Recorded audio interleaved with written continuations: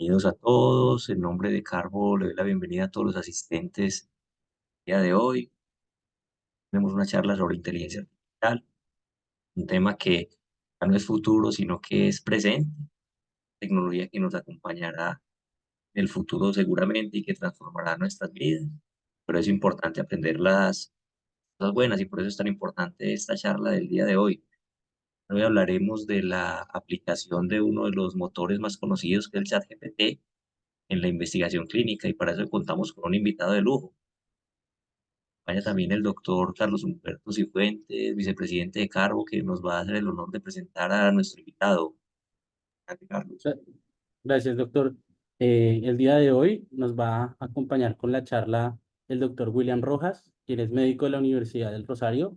Actualmente es Postdoctoral Research Fellow del Centro de Biomedical Informatics de la de la Escuela de Medicina Lee Kong Chiang de Singapur, y también es candidato a Magíster en Ciencia de Datos de la Universidad Javeriana de Cali. Perfecto, muchísimas gracias, doctor Castaño y Carlos, por esta invitación. La verdad, muy honrado de compartir este espacio con ustedes y gracias por la introducción. Bueno, como el doctor Castaño lo dijo, la inteligencia artificial no va a ser cosa del futuro, es cosa del presente y yo creo que ha permeado todas las esferas de la sociedad. Como lo vamos a ver, la gente lo está usando en el día a día.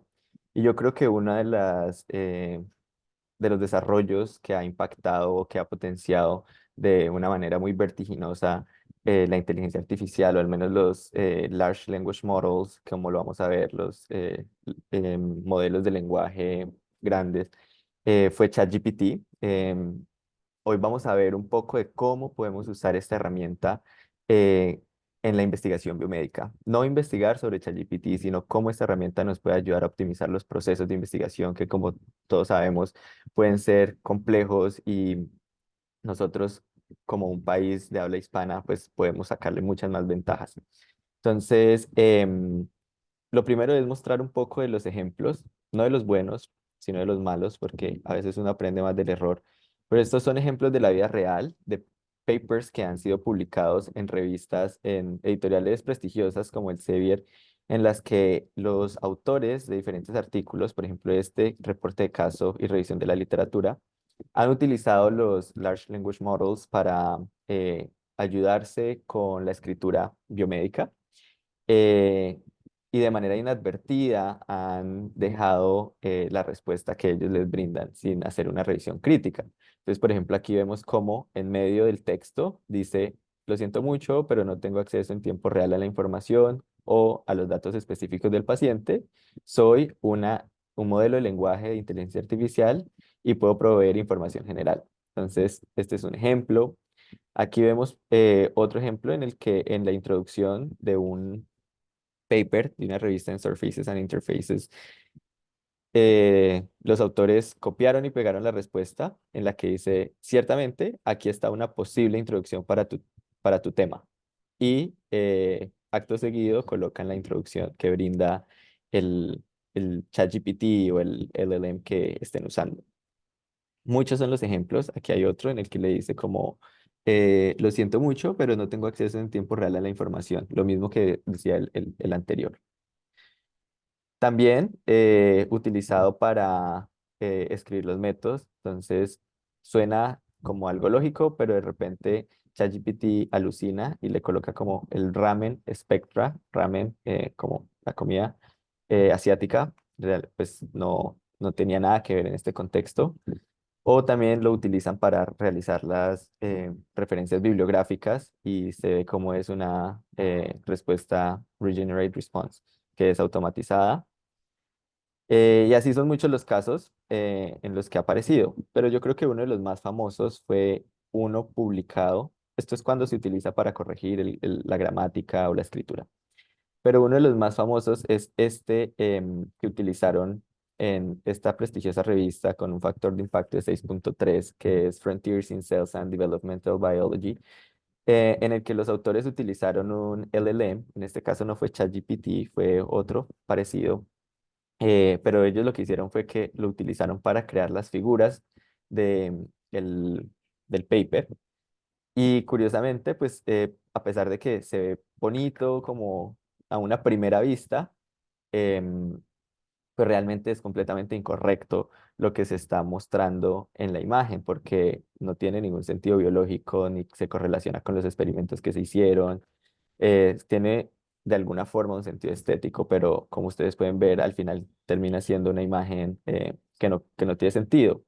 Lo mismo pasa con estas dos imágenes en las que pareciera que habla del mecanismo biológico, pero al final cuando lo pusieron en Twitter decían como esto simplemente es un grupo de círculos que parecen donuts con muchas flechas que no hacen ningún sentido.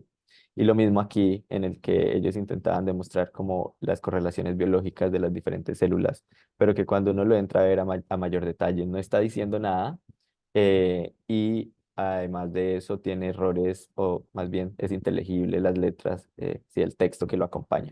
Este fue un caso muy famoso. De hecho, el paper fue retractado de la revista y actualmente tiene más de 390.000 views y 29.000 descargas, como un ejemplo de todo lo que puede salir mal si no se sabe utilizar de manera racional estas herramientas. Y esto es importante porque las estadísticas demuestran cómo, yo creo que si preguntase aquí cuántos de nosotros hemos utilizado ChatGPT, yo creo que estaría por encima del 95%, si no el 100%.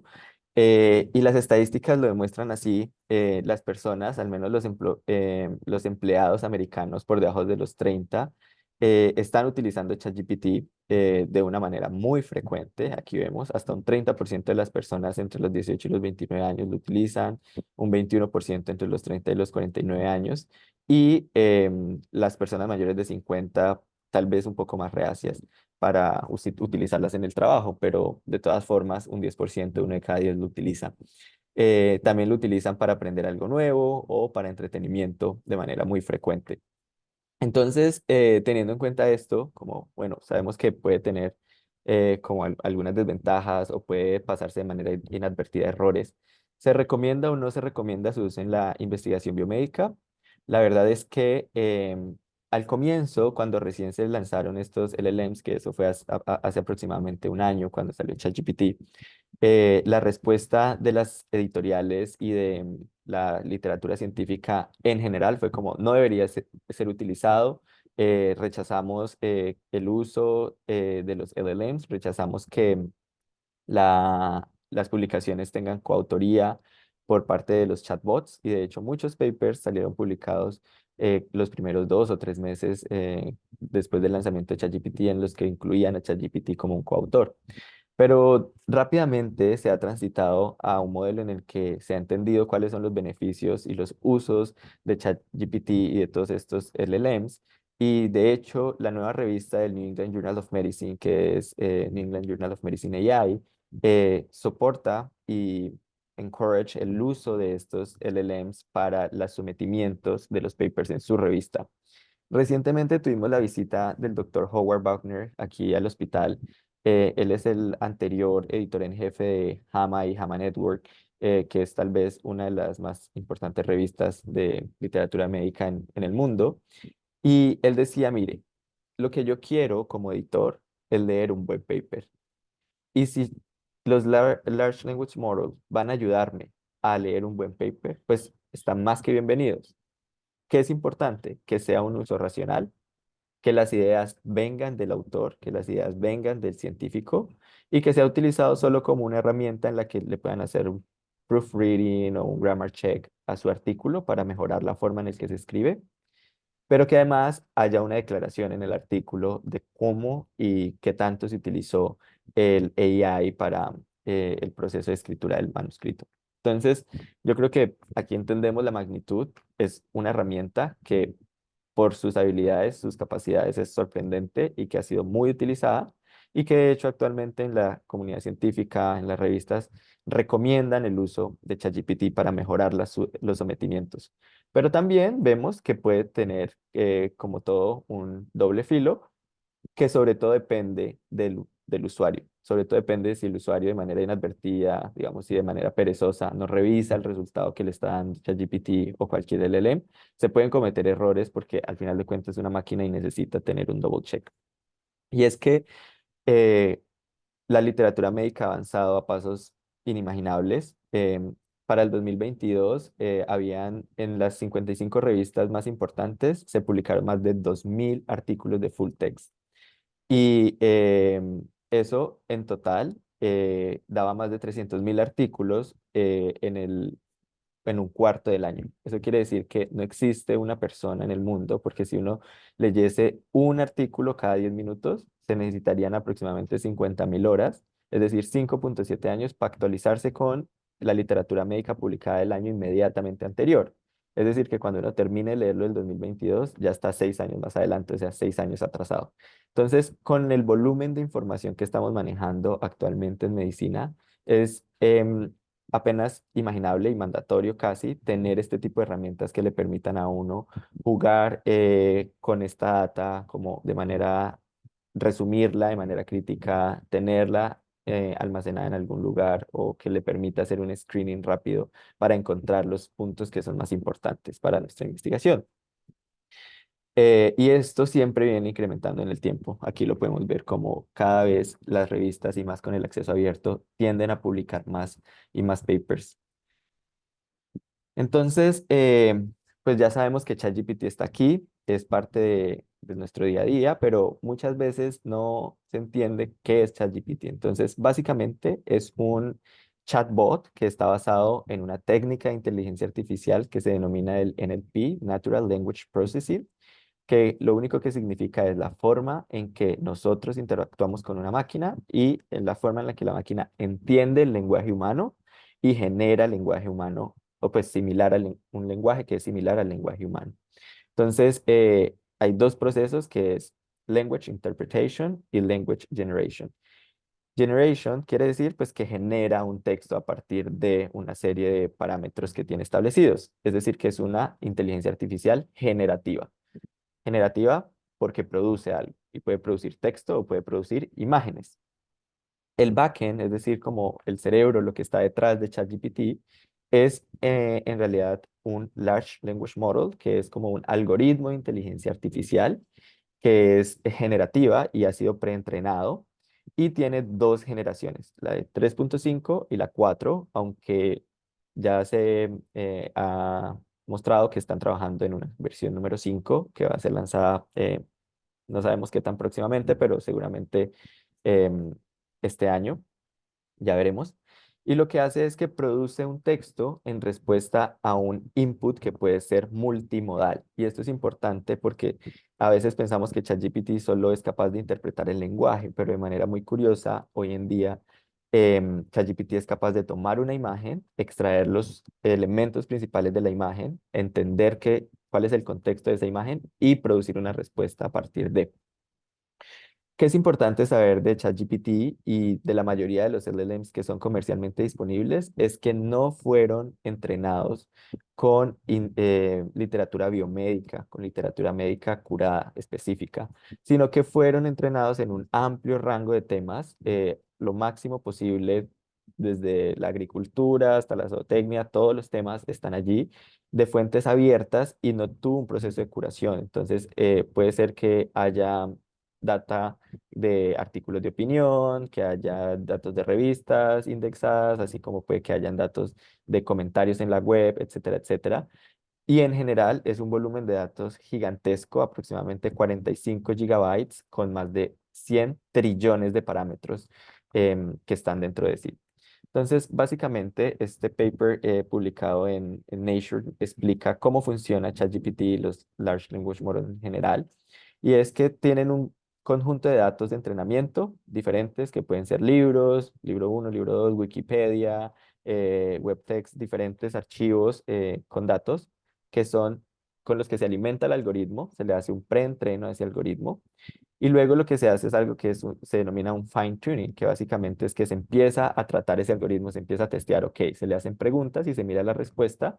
Y una persona, un ser humano, que es el que hace el fine tuning, lo que hace es que dice, ok, le hace un reinforcement y le da un human feedback. Le dice como, esta respuesta es inadecuada porque, no sé, no tiene sentido lógico, o esta respuesta es inadecuada porque de repente puede ser una respuesta que tiene un bias, por ejemplo, de raza, o esta respuesta es inadecuada porque no suena natural. Y con esto, lo que hace ChatGPT, pues el algoritmo, es que genera un entrenamiento adversarial automático para optimizar la respuesta que está brindando. Y al final, cuando vemos en la fase de desarrollo, en el deployment, una vez el algoritmo ya está suficientemente entrenado, es que el usuario simplemente utiliza una serie de prompts. Ya vamos a ver más adelante qué es un prompt, preguntándole a ChatGPT por una tarea en específico y él le va a generar un output.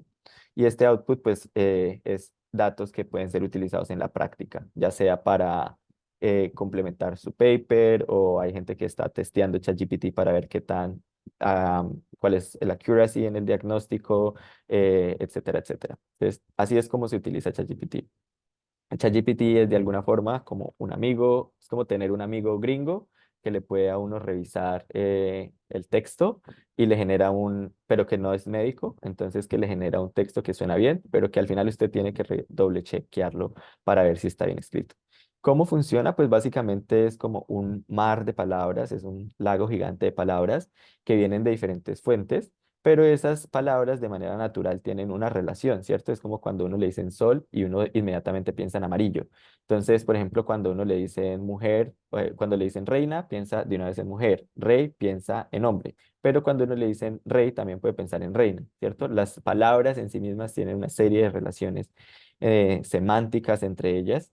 Entonces, lo que hace ChatGPT es que cuando uno le da un prompt, él va a asociar muchas veces y de manera automática las mejores combinaciones entre esas. Esto es como una simplificación de lo que hace, que puede llegar a ser más complejo, pero básicamente lo que hace es que itera muchas veces y completa una frase a partir de las palabras que son semánticamente similares. Entonces, si uno le dice la mejor cosa del AI, entonces él empieza a ver, ok, la mejor cosa del AI, entonces luego debe seguir un is y luego ability, y luego tal, ¿sí? Entonces, itera hasta encontrar cuál es la mejor juego de palabras para generar una respuesta que suena humana. Cuando hablamos del uso en la investigación biomédica, yo le decía a mi jefe, yo creo que lo que ellos quisieran es tener algo como, ok, ChatGPT crea una propuesta de investigación acerca de X tema, en este caso microbioma y uveitis, para la próxima convocatoria de grants, y que ChatGPT inmediatamente le dijera, listo, está hecho, y que eso generara un funding de $1 millón. Pero pues todos sabemos que no es tan fácil como eso y que la investigación realmente es un proceso y que como todo proceso tiene una serie de pasos y cada paso tiene su complejidad. Entonces, cuando estamos hablando de investigación, lo primero que tenemos que hacer es escoger o identificar cuál va a ser nuestro problema de investigación, cuál es nuestro problema de interés, que tiene que ser un tema que es relevante, innovador, factible. Y este problema, pues sabemos que debería de alguna forma llenar un gap de la literatura biomédica.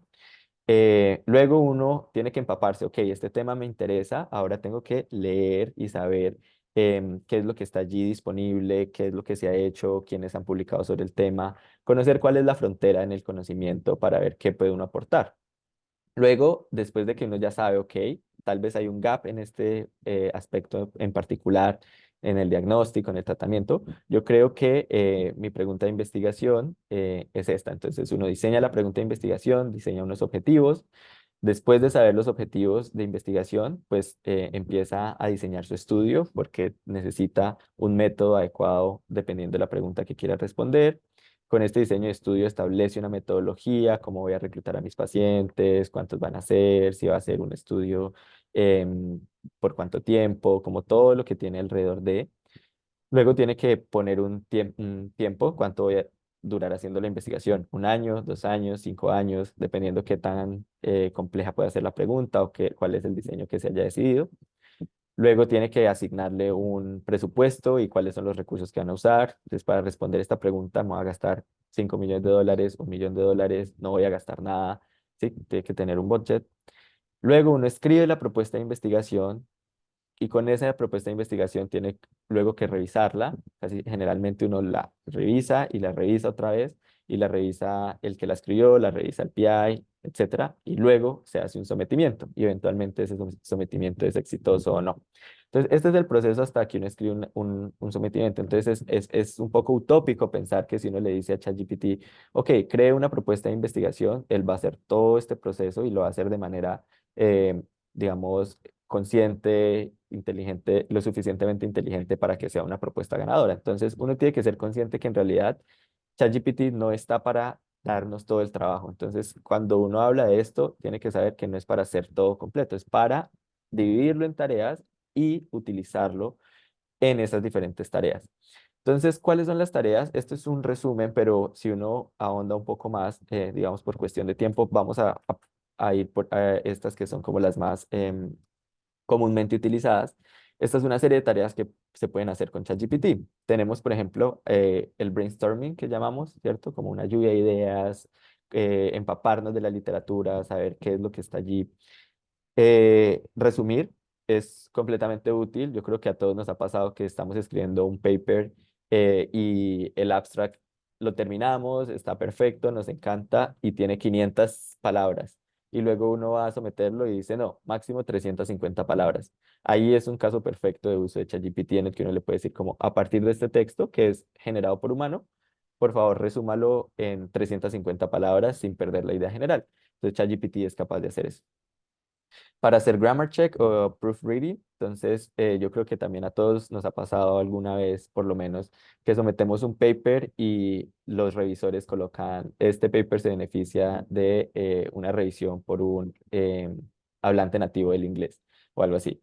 Entonces, para ser muy honesto, desde que ChatGPT salió, yo he visto cómo se ha reducido sustancialmente, como que la escritura en inglés ha mejorado para los que no somos hablantes nativos en inglés ha mejorado un montón gracias a el uso inteligente de estas herramientas y ya generalmente eso no pasa porque el, la forma en la que se escribe está siendo mejorada y yo creo que esto ha sido muy útil, al menos en nuestro grupo ha sido bastante útil y yo creo que es la forma en la que mejor lo usamos, en la que usted ya tiene generado, sus ideas ya están allí, ya está como la idea principal y usted lo utiliza para que le corrija el grammar, para que le corrija un poquito la escritura. Ese es uno de los mejores casos de uso.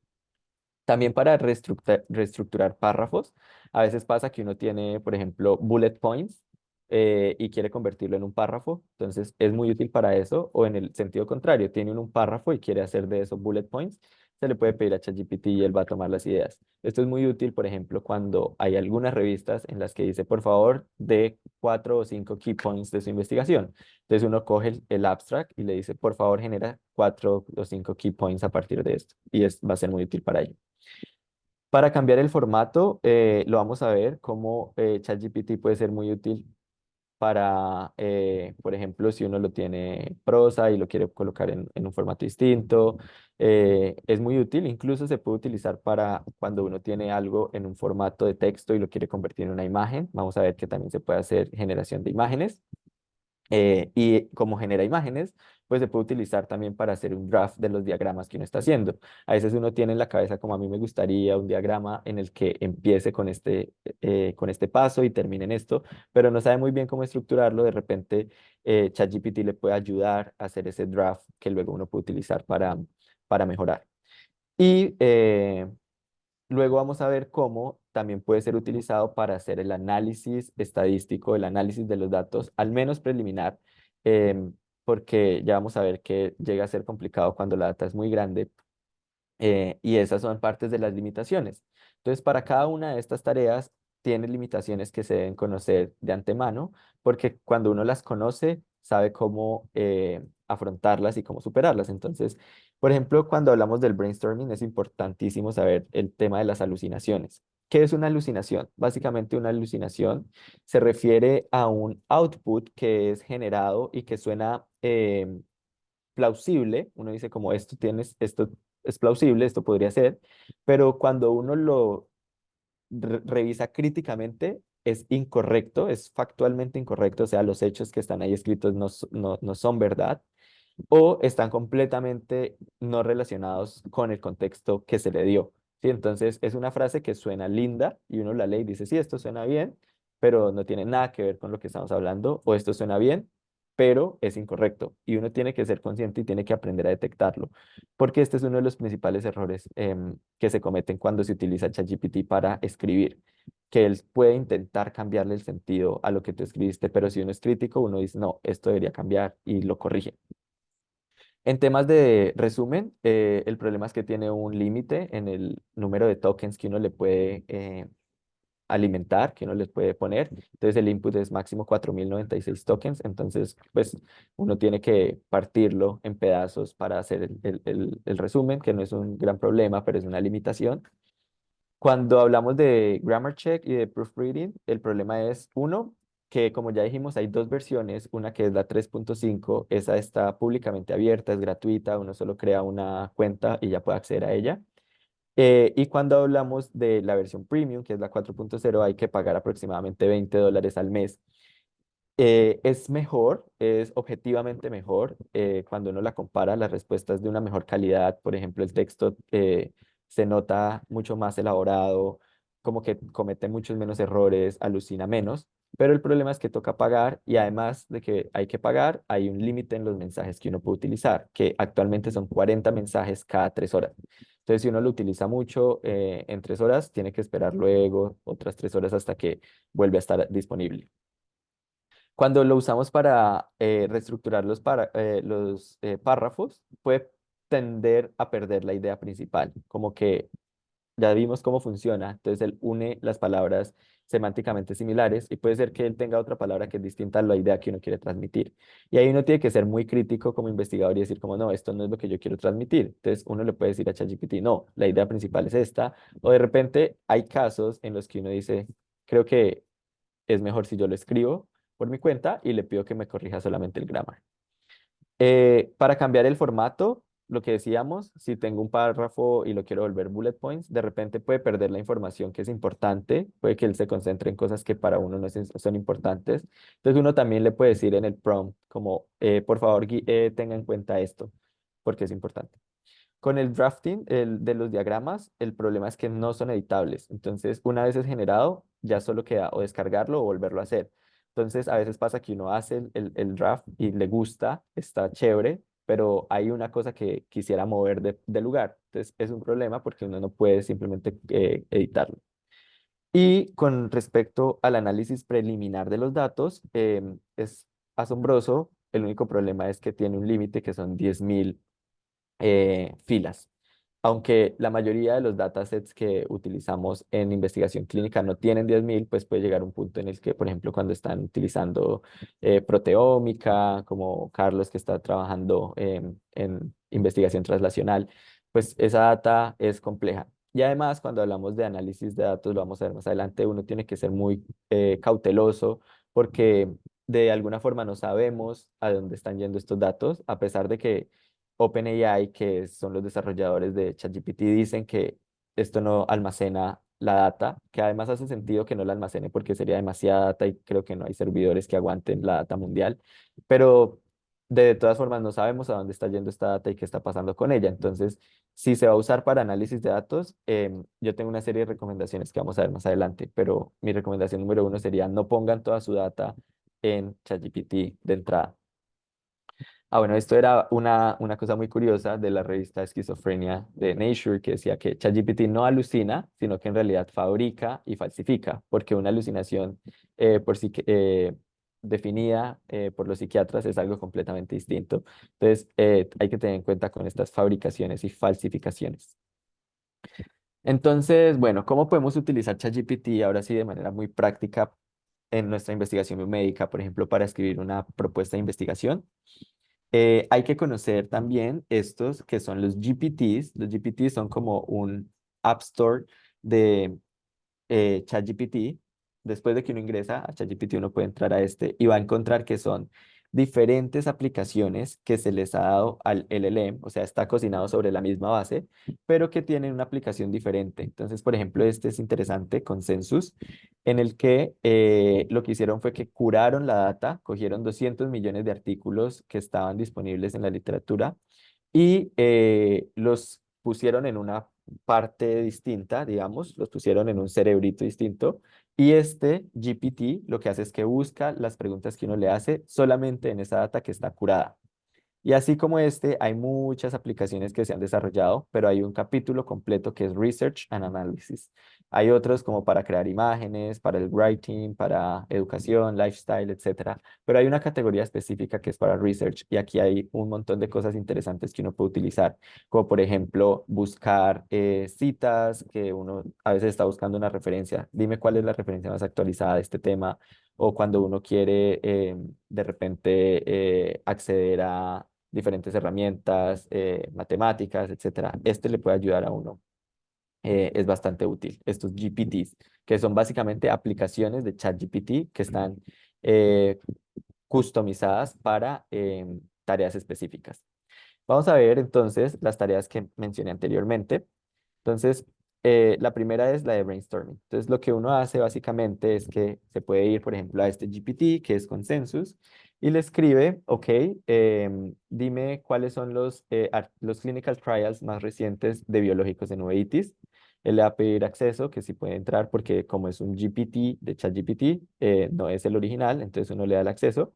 Y lo que va a hacer es que dentro de la literatura que está curada, va a buscar y va a decir, ok, mire, el top 5 de los clinical trials son estos, y muestra la referencia. Cuando uno ve esto, entonces uno puede cliquear la referencia bibliográfica e ir directamente al artículo en PubMed y con eso se asegura, uno, de que el artículo exista, dos, de que el link que está generando ChatGPT se correlaciona con lo que está escribiendo y tres, tiene la fuente principal para generar la referencia bibliográfica en el texto. Entonces aquí, por ejemplo, ya lo genera. Aquí le damos clic en el link y él nos va a mandar directamente al GPT que es Consensus y ahí uno puede tomar el título o el PubMed ID y luego ya uno va a PubMed, lo busca directamente y saca la información. Y esto puede ser muy útil, sobre todo es útil cuando uno está empezando y generalmente los Research Fellows son médicos generales que están en un gap year de investigación, ¿cierto? Entonces están haciendo research, pero no tienen el dominio que tiene un uveólogo, un retinólogo, un glaucomatólogo en el tema. Tienen un conocimiento, obviamente que es especializado, pero no a ese nivel. Entonces muchas veces a uno le cuesta saber, bueno, qué es lo último, uno no ha ido a tantas conferencias como van los doctores, entonces esto puede ser muy útil para hacer ese brainstorming. Y ya luego cuando uno colecciona los artículos, hace la revisión de la literatura, ya puede discutirlo con los doctores. ¿Qué opina de este paper? ¿Es el último o hay otro diferente? Etcétera, etcétera. Es como para, como su nombre lo dice, brainstorming and literature review. Luego ya tenemos el uso para proofreading y grammar check. Básicamente lo que uno hace es que le genera un prompt a ChatGPT en el que le pide, por favor, ayúdeme a corregir el grammar o algo así. Entonces, en este caso, siempre, y ya vamos a obtener un par de diapositivas en las que hablemos de qué es prompt engineering, uno tiene que hacer la ingeniería al prompt. El prompt es la acción, es la orden. Prompt es decirle, haga esto, necesito esto, ¿sí? Es la forma en la que uno le dice, es el comando. Entonces, siempre cuando escuchen prompt, es un comando que uno le está dando a ChatGPT. Pero vamos a ver que tiene una estructura definida y la forma en la que uno juega con el prompt se le ha denominado prompt engineering. Entonces uno le coloca un prompt en el que le dice, hola, por favor ayúdame, actúa como un senior editor de una revista biomédica y ayúdame a corregir este párrafo. Entonces él va a coger el párrafo y lo va a revisar y le va a generar aún un output con una serie de cambios. Entonces le dice, mira, tu abstract está bien estructurado, sin embargo hay algunos ajustes gramaticales y sugerencias. Y aquí va un mensaje, y es que, por ejemplo, este abstract es de un paper que fue publicado por los editores de New England Journal of Medicine AI. Es este mismo que yo puse en ChatGPT. ChatGPT fue capaz de corregirlo. ¿Y el mensaje cuál es? Lo perfecto es enemigo de lo bueno. Muchas veces uno eh, desconfía de sus habilidades para escribir y le dice, no, ChatGPT, ayúdame. Pero generalmente los cambios que siempre va a haber oportunidad de mejorar, siempre va a haber oportunidad de mejorar. Entonces, la recomendación es, ok, usen ChatGPT, pero de repente revísenlo críticamente porque a veces pasa que ChatGPT hace cambios para que el texto suene demasiado elegante, demasiado fancy y eso de alguna forma no suena tan natural. Entonces, incluso papers que ya están publicados en las revistas top puede que ChatGPT le quiera hacer cambios, pero entonces uno tiene que saber cuándo usarlo y cuándo no usarlo, porque a veces simplemente no es necesario. Entonces, aquí vemos el prompt engineering. Básicamente, el prompt es una serie de instrucciones, es el comando que uno le da con un contexto para que ellos hagan una tarea que uno quiere que hagan, ¿cierto? Entonces, como ya vimos, las tareas son variables, es decir, los prompts pueden ser variables. La estructura básica de un prompt, ¿cuál es? Básicamente uno le tiene que dar un contexto. ¿Ok? Bueno, eso va a depender de qué tan elaborado es el prompt. Por ejemplo, este prompt es el más fácil, en el que uno simplemente lo utiliza para responder una pregunta. Entonces, el prompt, aquí lo vemos, está aquí a la derecha, es el más básico. Entonces uno le coloca, ok, el cielo es, y ChatGPT va a complementar. El cielo es hermoso, azul, ta, ta, ta, ta, ta, ta. Esta es la estructura básica de un prompt. Pero ya cuando viene para hacer tareas más complejas, uno tiene que utilizar un prompt en el que sea más elaborado. Y la recomendación es siempre colocarle un contexto. Entonces uno le dice como actúe como un investigador, actúe como un editor de una revista, actúe como un analista de datos. Entonces, el contexto que uno le da a ChatGPT le permite a la herramienta adaptarse a ese contexto para dar el resultado más cercano a lo esperado según la tarea que se le vaya a dar. Entonces, si yo le digo, actúe como un editor senior de una revista biomédica, ya tiene el ChatGPT un contexto. Y por favor, corrija la gramática de este párrafo. Incluso uno le puede colocar, por favor, no le cambie el sentido, ¿sí? O no le quite la idea principal. Y eso ayuda a que ChatGPT haga la tarea de una manera más específica. Ese es uno de los principales pecados. Yo creo que el pecado más grande de los LLMs es que cuando uno los decide utilizar de manera perezosa, como que si uno simplemente dice, no, voy a copiar todas las respuestas que me da y las pego en mi paper, o cuando uno simplemente copia lo que quiere hacer y le dice, revisa el grammar. Él va a coger y revisa el grammar, pero le cambia el sentido. Entonces, uno tiene que evitar la pereza en dos puntos. Uno, cuando hace el prompt, y dos, cuando revisa críticamente el resultado de ChatGPT. O de otra forma, va a darse cuenta después, cuando se lo revise una tercera persona, que si le preste atención a lo que uno generó, que dice como, oiga, esto no tiene sentido, suena bien, pero no tiene ningún sentido. Y no es como, ah, sí, tienes toda la razón. Entonces, esa sería un advice también. Si se va a usar, usarlo de manera crítica, hacer buenos prompts y revisar críticamente el resultado. Listo, esto es para proofreading. Ahora vamos a ver cómo se puede utilizar para un análisis preliminar de los datos. Básicamente, todas estas gráficas fueron generadas por ChatGPT utilizando una data abierta de Stroke. Es capaz de generar gráficas de barras, matrices de correlación, hacer análisis estadísticos desde básicos hasta complejos. Sé que se puede utilizar incluso para hacer análisis de componentes principales. Todo va a depender de la naturaleza de los datos que uno le alimente, pero ya sabemos que tiene un límite de 10.000 filas. Entonces, este dataset es un dataset que está abierto y tiene 5.000 filas, ahí lo podemos ver, y aproximadamente 11 variables, si recuerdo bien.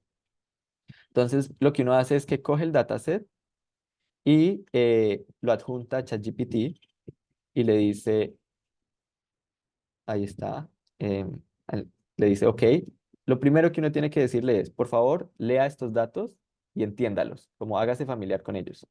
Entonces uno le dice, por ejemplo, aquí está. Ya dijimos, contexto, ¿no? Entonces, hola, vas a ser mi Research Fellow y estás trabajando en un proyecto clínico que está estudiando las enfermedades cardiovasculares.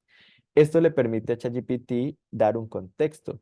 Y aquí es importante porque muchas veces cuando uno tiene columnas, uno le pone un nombre muy genérico a la columna, ¿cierto? Entonces le puede colocar una abreviatura.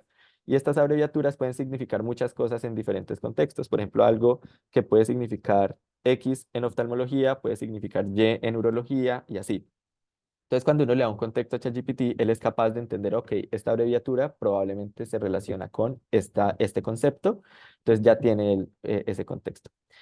Y luego le dice, ¿qué quiere hacer? Esta es la tarea. Entonces, por favor, lee este dataset y haz un análisis exploratorio de los datos. Entonces, bueno, esto es importante y es que esta herramienta solo está en la versión premium. Uno no puede hacer análisis de datos en la versión 3.5, solamente en la 4.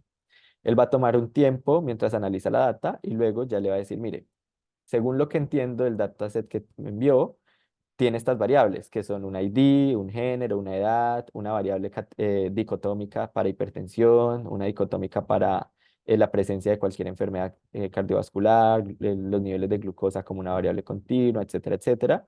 Y luego le dice, déjeme hacer un análisis preliminar. Entonces, el análisis preliminar es, voy a revisar cuántos valores faltantes tiene, cuáles son los tipos de datos, cuáles son numéricas, cuáles son categóricas. Luego le va a ver cómo, ok, como tiene missing values, va a decir, ok, ¿cómo vamos a imputar esos missing values? Generalmente lo que hace es que utiliza promedios y luego lo que va a hacer es que va a hacer una estadística de resumen. Ok, mire, el promedio de la edad, no, la edad, el rango de la edad es de 0,08 años a 82 años, el 97% tiene hipertensión, bla, bla, bla. Le da uno un EDA, que es un Exploratory Data Analysis, y con eso le dice qué más quiere hacer. Entonces ya después de eso uno le puede decir, listo, ya con esto, por favor, deme una correlación y él le va a generar una correlación entre las variables que uno quiere ver. Básicamente va a seguir el paso a paso y va a seguir las órdenes de lo que uno le pida. Va a generar las gráficas. Entonces, en esto es absolutamente, para mí esta es una de las funciones más asombrosas, pero tiene eh, dos cosas, dos limitaciones. La primera, lo que ya dijimos, no se sabe a dónde se va esta data, a pesar de que el disclaimer es que ellos dicen, nosotros no almacenamos nada de estos datos, todo esto se borra. Una vez usted termina su análisis, eso es eliminado, es una memoria temporal. Eh, Question mark, no sabemos si eso es verdad. Entonces la recomendación es no coloquen todos sus datos. Claramente tiene que estar la data absolutamente anonimizada, no puede tener ningún identificador de los pacientes.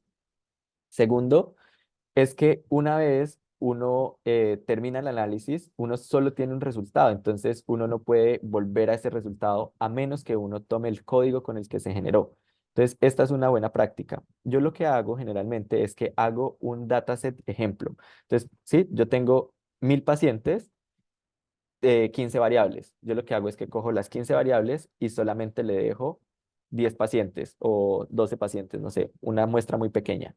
¿Para qué? Para que ChatGPT entienda qué datos tengo y luego le pido los análisis que yo quiero y cuando ChatGPT genera una respuesta, él va a poner este signo.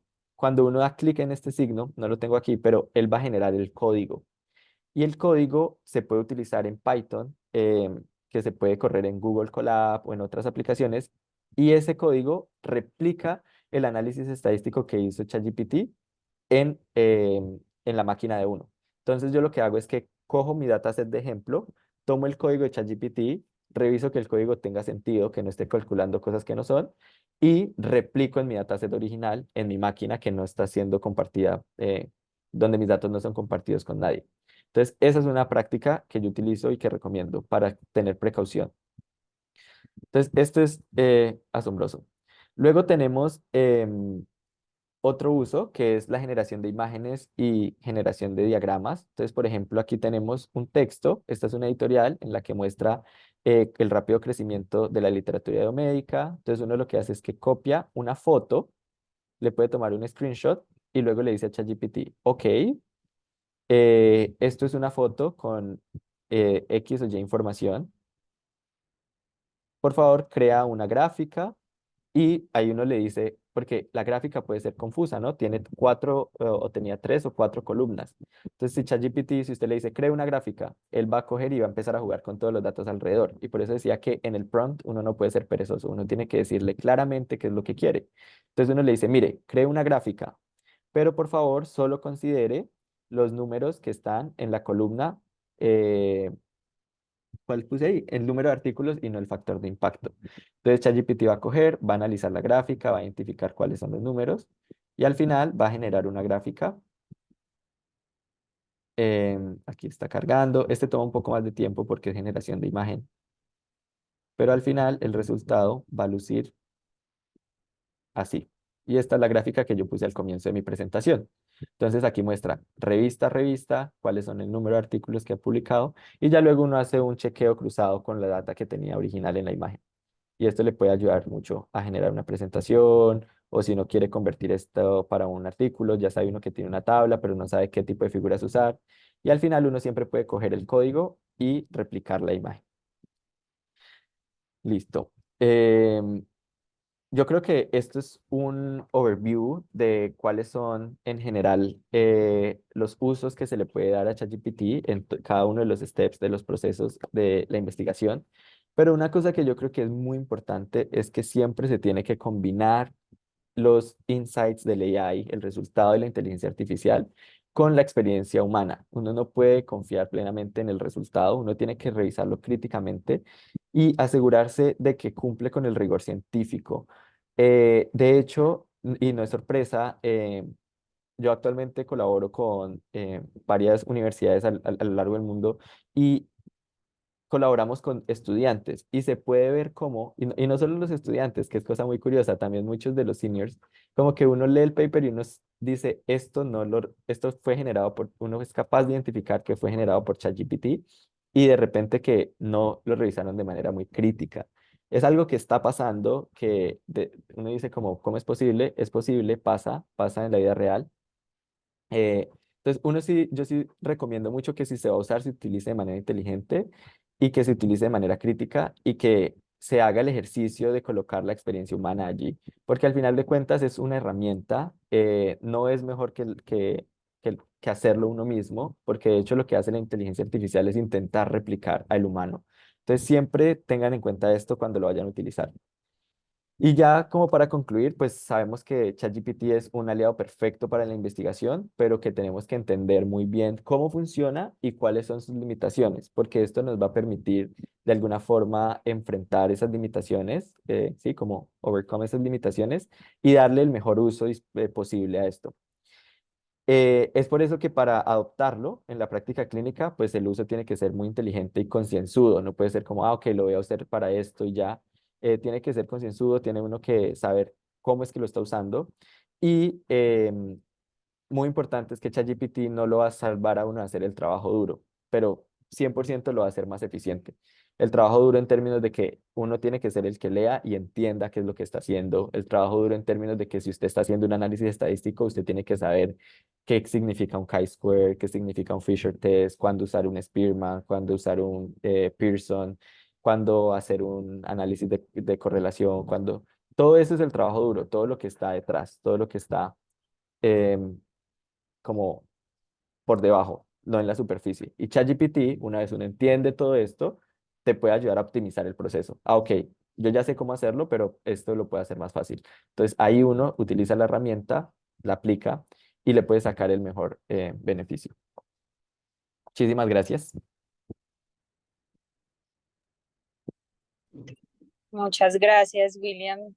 Sin duda ha sido una charla muy útil para todos. Creo que nos hemos dado cuenta pues que ChatGPT es una herramienta actualizada, que nos va a ayudar mucho en nuestros procesos de investigación y pues como tú lo dices, no reemplaza el trabajo como tal que debe hacer el investigador, pero sí permite que se haga todo de manera mucho más eficaz. Muchísimas gracias. No sé si alguien tiene preguntas.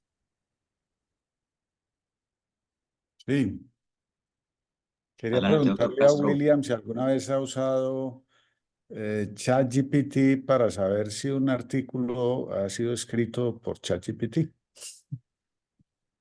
Esa es curiosa, nunca lo he usado, pero sé que existen herramientas online en la que uno puede detectar si es generado artificialmente. De hecho, en la universidad en la que trabajo, ellos tienen una aplicación y todos los proyectos de grado es como un Turnitin en el que antes se usaba para ver si había plagio, entonces ahora lo usan para ver si hay plagio y para ver si es generado por inteligencia artificial, si se está Pero utilizando. no el mismo ChatGPT que te haga ese trabajo. No, nunca lo he usado. Probablemente pueda servir para eso, pero nunca lo he usado. Gracias. Precisamente con Excelente respecto a lo que la dice, charla. precisamente, doctor Castro, hoy leí en el periódico una noticia donde hablaban de muchos artículos que se han retractado de revistas porque con inteligencia artificial se ha visto, no que sean escritos por inteligencia artificial, sino que tienen datos falseados en cuanto a los pacientes, a las imágenes, imágenes reutilizadas, etcétera. O sea que no solo sirve para crear, sino para detectar plagios o datos falseados.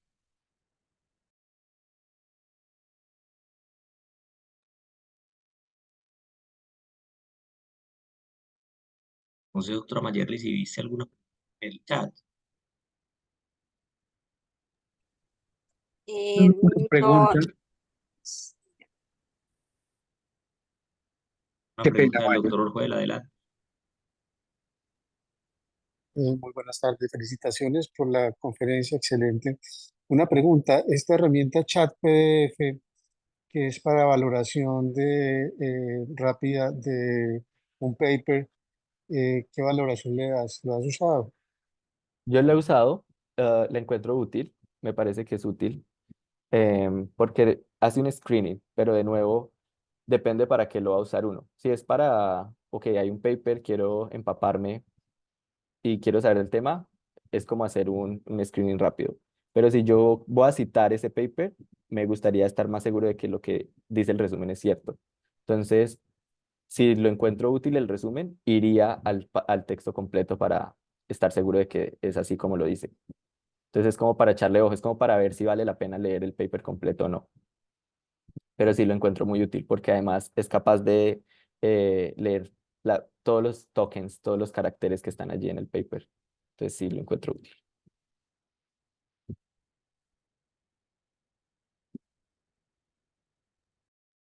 En el chat pregunta el doctor Diego Paipilla si conoces alguna aplicación para eso, para identificar los plagios o contenido generado por ChatGPT o alguna otra aplicación de inteligencia.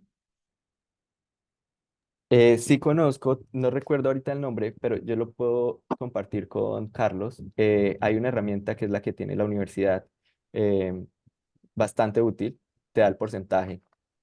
Es como este porcentaje tiene plagio, este porcentaje fue generado por inteligencia artificial. Em, no es Turnitin, tiene un nombre distinto, pero yo lo reviso y lo comparto con el doctor Castaño o con el doctor Cifuentes. Gracias. En el chat de Carbo entonces la compartimos cuando la compartes, por favor. Es Claro que sí. importante para los que trabajamos en las universidades. Sí, es súper útil. No veo más preguntas, sino felicitaciones por la buena Doctor, presentación. antes de terminar, Turnitin tiene la posibilidad de hacer esta revisión de inteligencia artificial y está disponible en la mayoría de las universidades en Colombia. Entonces podría llegar a probarse, pero la capacidad o el rendimiento de la de detección, pues no sabría decirlo, pero Turnitin tiene la posibilidad y suelen pasarse las tesis antes de graduarse, pues por este sistema. Entonces también está a la mano si alguien lo llega a necesitar y pues si nos puede contar cómo le va, sería supremamente interesante y lo agradeceríamos mucho. Por acá, William, te hacen otra pregunta y es si conoces una aplicación que se llama Elicit para hacer revisiones de la literatura a la doctora Tatiana.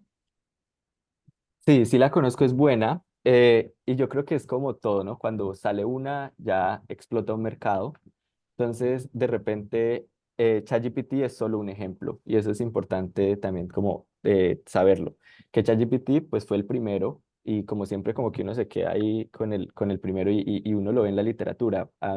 Creo que a los 5 meses ya había más de 1000 papers publicados hablando de ChatGPT con nombre propio, que para mí es asombroso porque es como una marca logra posicionarse de una forma tan fuerte que puso a todos los investigadores biomédicos alrededor del mundo a hablar de ella. Pero es, al final de cuentas, es una marca. ChatGPT no es como tal, no es ni el modelo que está detrás, no es el backend, no es un tipo de inteligencia artificial, es simplemente una marca que aplica un modelo de inteligencia artificial.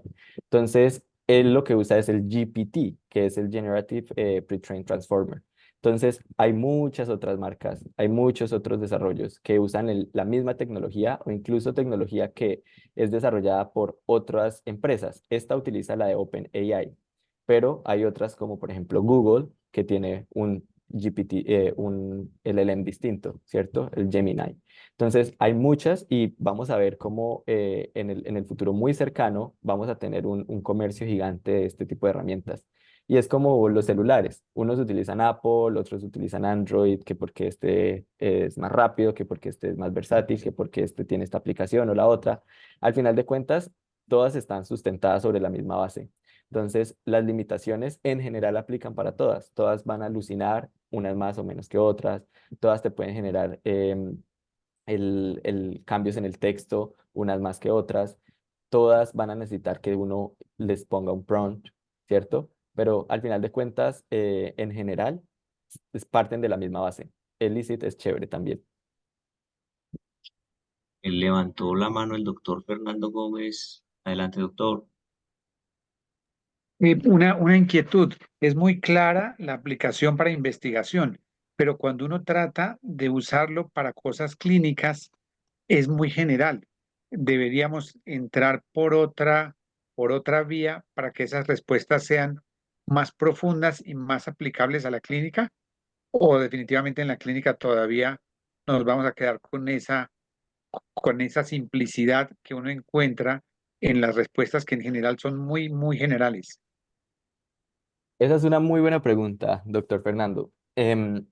Curiosamente, cuando recién lanzaron ChatGPT, nosotros nos interesamos por eso. Y fue como, bueno, esto está muy chévere, pero ¿será que tiene la capacidad de diagnosticar casos de pacientes? Entonces hicimos un par de estudios aquí con la doctora Alejandra y con los colaboradores en Singapur y en la India y también con el doctor Carlos Cifuentes para ver cuál era la capacidad de ChatGPT para diagnosticar casos complejos de uveitis. Y lo que hicimos fue que creamos 25 casos prototípicos utilizando las guías estándar del SUN, del Standardized Uveitis Nomenclature, y le preguntamos a ChatGPT, dime cuál es el diagnóstico más probable y cuáles son los segundos, el top 3 diferenciales. Y ChatGPT fue capaz de diagnosticar alrededor del 60% de los casos.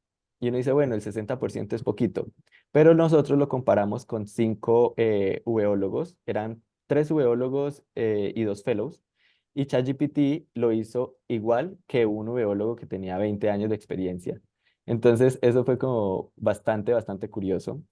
Después de ese paper de uveitis han salido muchos más analizando la capacidad diagnóstica de ChatGPT para enfermedades como glaucoma, retinopatía diabética. De hecho, acaba de salir un paper en Ophthalmology en el que crearon un user-friendly pipeline usando ChatGPT para diagnosticar retinopatía diabética porque ahora uno puede colocar imágenes y ChatGPT es capaz de identificarlas, leerlas, interpretar si tiene exudados duros, exudados blandos, hemorragia, etc.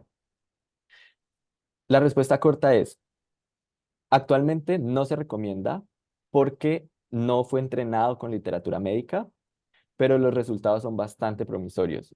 Estamos hablando de que hace un año que publicamos el paper era 60%. Yo creo que en los años venideros va a seguir aumentando. No se recomienda utilizar para tomar conductas médicas, de pronto para hacer un brainstorming o algo así. Y lo que, más que entrar por otro lado, lo que recomendaría es utilizar un buen prompt, porque todo está en el prompt. Uno le tiene que decir, actúe como esto, haga esto. No puede ser como colocarle un caso y ya, sino que uno le tiene que decir, mire, quiero saber cuál es el diagnóstico diferencial, ponerle una tarea muy específica. Así creo que uno puede utilizarlo de la mejor forma. Pero al final de cuentas es el mismo interfaz. Uno puede entrar allí y jugar con él para ver qué respuesta le da. Hay Gracias, uno, William. ¿Hay otra William, pregunta? Sí, sí, eh, señor. quería preguntarte si has tenido experiencia con Bard, Gemini, que se llama ahora, o Bing, y cómo son comparados, o digamos las otras herramientas de inteligencia artificial que hay disponibles.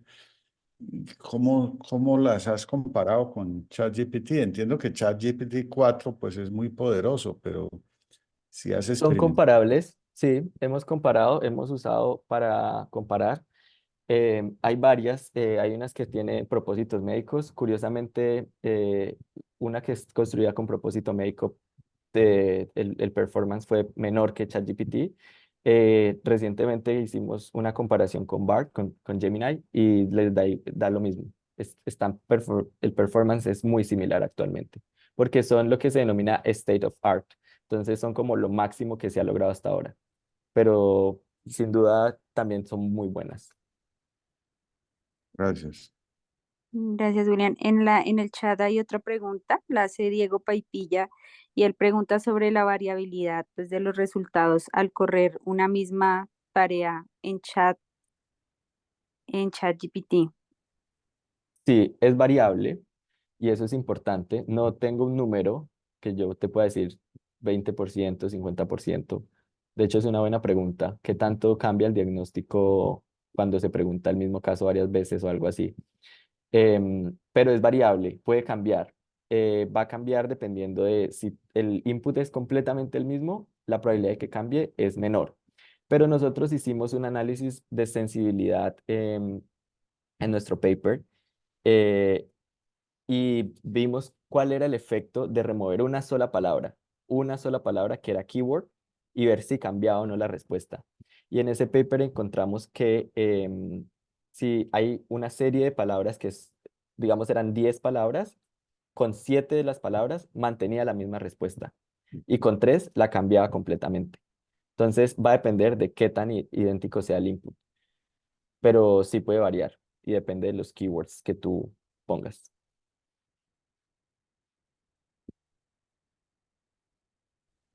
Hola, buenas Levantó noches. la mano el doctor Mauricio, adelante. Listo, buenas noches. Mi nombre es Pedro Ramírez, soy un residente del doctor Arango. Tengo una duda y es, hay unas herramientas de inteligencia artificial que permiten analizar los artículos que uno ha realizado para poder direccionarlos a qué revista es más factible enviarle y que se publique.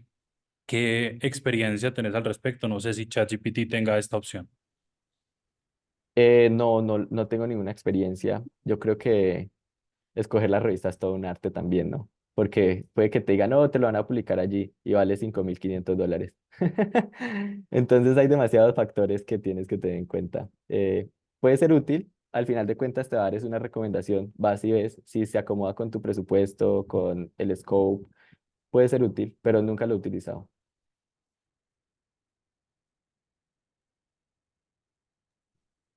William, muchas gracias por la charla. Muchas personas te felicitaron y te agradecen por la presentación acá en el chat. Muchas gracias a ustedes, muchas gracias. Siempre es un placer compartir estos espacios con Carbo. La verdad, muy honrado. Muchas gracias. Cuídense Pues, mucho, Carlos, feliz noche a todos. que estén muy bien.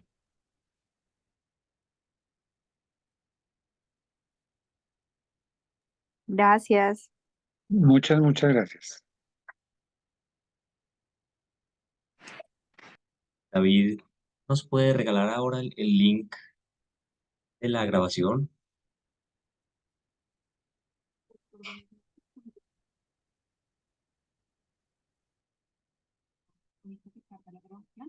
Y una vez tengamos el link, se lo enviamos.